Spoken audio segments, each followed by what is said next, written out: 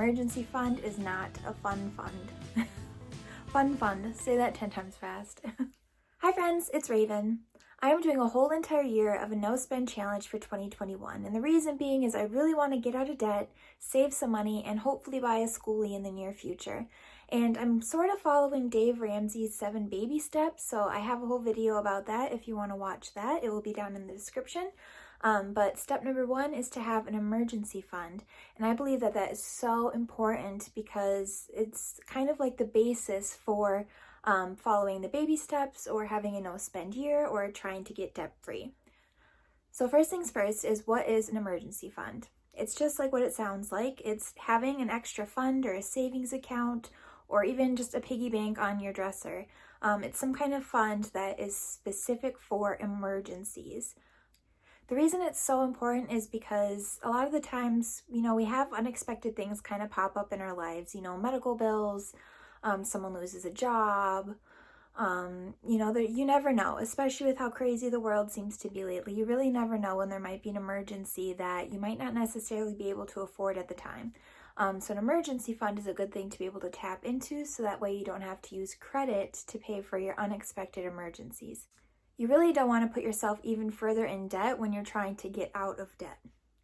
So having an emergency fund is a great cushion to fall back on when you have no other options. So remember, an emergency fund is only for emergencies. It is not for spontaneous shopping trips. It is not for random getaways on the weekends. It is just for emergencies. Dave Ramsey recommends having at least $1,000 in your savings. For me personally, I'm shooting for about $2,000 because I have really bad luck and all of the bad things tend to pile on top of each other. So I'd really rather be prepared and not completely wipe out my savings if I ended up needing to use it. So again, either $1,000 or however much you feel like would be a good cushion for you to fall back on in your own personal life. And basically, one way to find out if an emergency that you have going on is worth tapping into your emergency fund for is if it's unexpected, if it's an unexpected, situation that pops up that you are not planning for. If the situation is absolutely necessary, it's something that you have to be able to take care of, like a vehicle breaking down. You have to have your vehicle in order to get to work, to make money, so that absolutely is a necessity. And then lastly is it urgent? Is it something that you have to take care of right away? Again, like a vehicle, you can't put that off a month to be able to save up the money to fix it. You need to get it fixed right away. So, is it urgent? Is it necessary? And is it an unexpected situation? Those are the 3 main keys that you want to think about before you tap into your emergency fund. The next question is, how do you save an emergency fund? Even if you're just shooting for $1,000, that's still a lot of money that you don't just have laying around. And the easiest way to get it is to just start. You just got to take a step and start somewhere. Look around your house and see if there's old things or bikes or toys or clothes or old things that you don't necessarily use anymore that are nice enough that you could sell. Facebook Marketplace is an awesome place to sell stuff.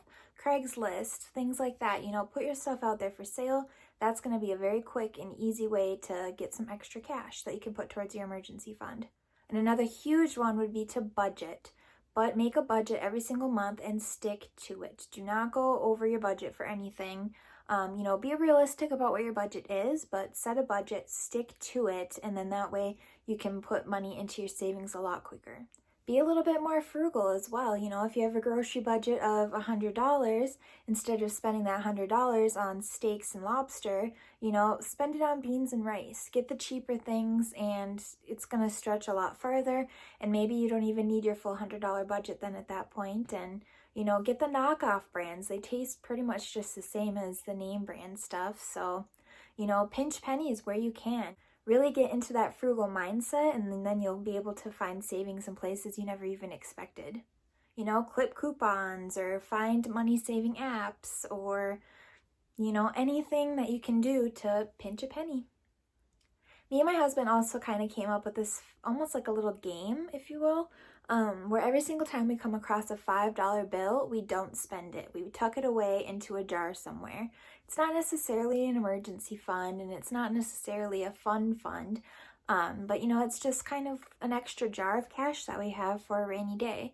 So again, anytime we run across a random $5 bill in our wallet or in the car or something like that, we shove it in the $5 jar. And it's an extra way to save money that way too. The next quickest and easiest way that you can start saving money for your emergency fund is to simply start working a little bit more.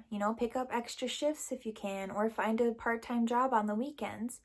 You could even, if you have skills, use your skills and freelance some work out to friends and family. And, if you have to even rake lawns to make an extra $10, $20 here and there, do that, and it's going to add up so quickly you wouldn't even think about it. There's so many different ways that you can make money. You just kind of got to put a little bit of effort and thought into it.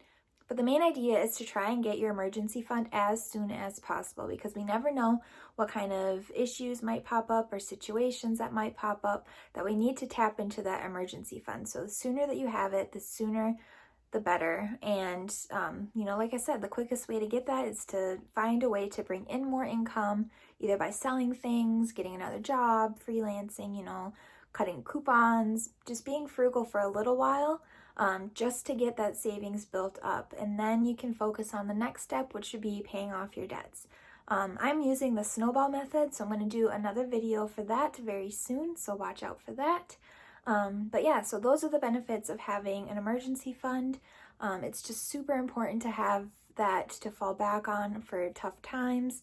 And the sooner you get that, the sooner you can move on to becoming debt-free. If you have any questions at all, please let me know. And if you like this video, give it a thumbs up so I know what kind of content you guys like to see. And if you want to follow along on my no-spend journey for 2021, go ahead and subscribe as well. Hope to see you guys soon. Bye!